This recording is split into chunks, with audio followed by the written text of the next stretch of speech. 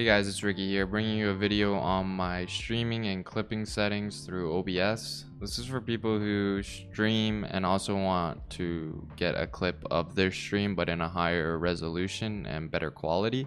I find this way works the best for me. I'm just going to show you everything that I do in order to stream. So first thing I do is my video. Base canvas is 1920 by 1080. Output scaled resolution 1920 by 1080. Downscale filter 32 samples, FPS 60. That's just your video settings. Then you're gonna go to output streaming, change this to NVENC 16 by 900, rescale output on 7000 bitrate, but use whatever bitrate works best for your internet. And also change this according to your bitrate. If you can push 6000 or more, definitely recommend 16 by 900.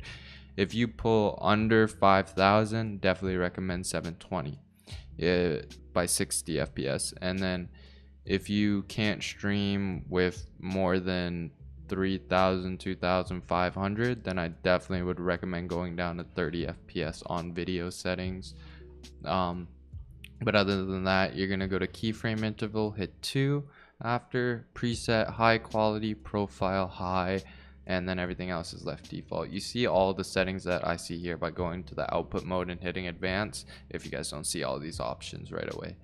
Then you're gonna go over to replay buffer, enable that, put down a maximum replay time. So this is the second you hit that button, it's gonna go back however many seconds you set here and grab all of that video from your OBS.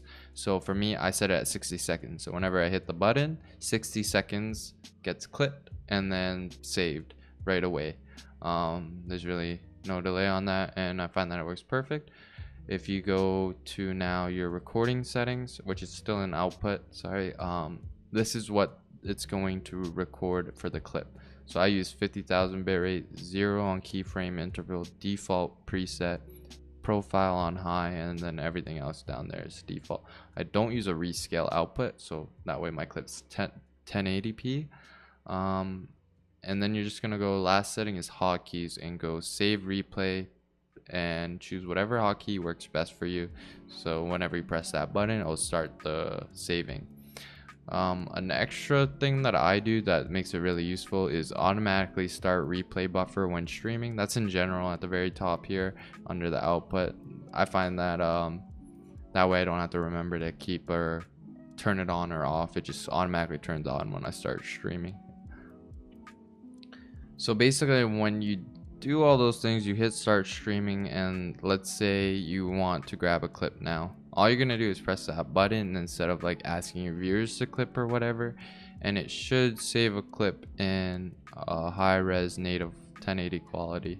So I open this. This is 1080p, 50,000 bitrate, no pixelation, so it's exactly what my stream would see if they could see it without any quality loss. But obviously my stream will see something different. So if I go and grab a clip that I downloaded off of my stream, which is in highlights here. So this is downloaded off of the Twitch server. So this is 16 by 900 at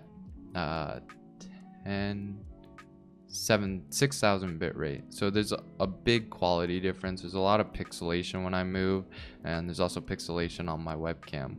So obviously when you're recording a video or making a stream highlights video, let's say, you want to use the best quality clips you can. So I find that this way works the best for me, and I hope that it works well for you guys too. The last setting I'm going to show you guys is a little sneak peek at my mic settings, because I know a lot of people ask me what I use for my mic and my mic setting. So quickly, I have Spotify rerouted to its own audio source using an audio router called Chi Volume. And I have that sent into a virtual audio cable that gets put into Voicemeeter Banana. If you guys would like a tutorial on that, definitely comment and hit that like button, and I'll make sure to put out a tutorial on that. But for now, I'm just gonna say that I reroute my Spotify audio. Then I have my desktop audio at the top, so I'm definitely lower than my actual mic so people can hear me. And my mic, all I do is I added a filter layer. So I use a noise suppression of -22, but the way you're gonna want to do this is you're just gonna want to turn, like, turn it on. It's going to be set like it's off, so 0. You should be able to hear all the background noise in my mic now. And you're just going to want to kind of rotate this down until you find the number that works best for you. So I'm going to do it for you guys here with you guys. So if you just hit noise suppression, we're looking at that green bar right here, how it moves up and down, and we're just trying to get that to stop when we're silent.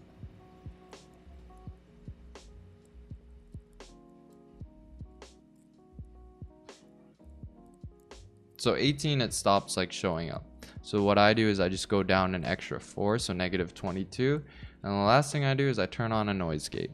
Now what this enables me is, now if I'm typing on my keyboard, you guys won't be able to hear it. I have to talk a certain level, or a certain noise of a certain volume has to hit before your mic picks it up and your OBS picks it up.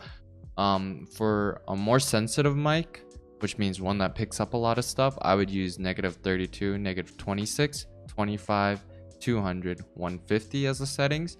But for a mic that's quieter, doesn't pick up that much background noise, but you just want to prevent from like thuds and certain things like that, -42, -36, 25, 200, and 150 work the best for a more quieter mic. I thought I'd show you guys 2 settings for that. And then if you find that your mic's not loud enough, I highly recommend just adding a gain of like maybe 1 or 2 decibels just to give it that extra volume. But if you find that your mic's loud enough as it is, you don't need to worry about that. I tend to find that my mic's loud enough.